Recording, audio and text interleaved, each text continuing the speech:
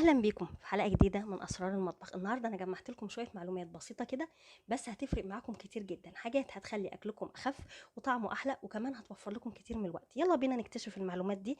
اول معلومه النهارده عندنا: لما تفتحي برطمان الصلصه ساعات بتسيبيه مفتوح كده فبيعمل زي عفن من فوق. لا، بعد ما بتفتحيه وبعد ما تخلصي استخدامه تروحي حاطه على وشه شويه زيت وتقفليه، عمره ما هيعمل عفن خالص.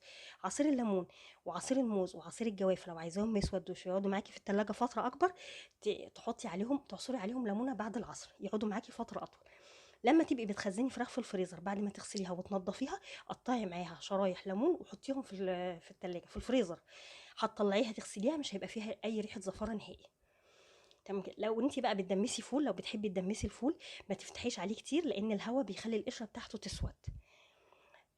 لما نيجي نزود ميه لاي حاجه على النار، اي حاجه سخنه لازم تكون الميه سخنه وبتغلي عشان خاطر الاكل ما يجرمش معانا. لو حطينا ميه ساقعه هتخلي الاكل يجرمس وما يستويش بسرعه.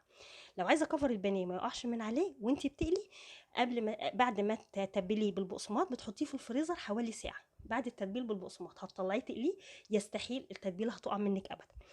اللحمه ما تحطلهاش الملح وانتي بتسلقيها غير في اخر ربع ساعه من التسويه. ولو اللحمه طلعت كبيره وعايزاها تستوي اسرع حط لها اي حاجه حمضيه. زي ايه الحمضيه؟ تحطي مثلا بيكربونات الصوديوم، يعني شويه بيكربوناته، تحطي معاها ليمونه، تقطعي برتقانه وتحطيها. كل ده هيسرع معاكي، هيخلي التسويه اسرع شويه. تمام كده.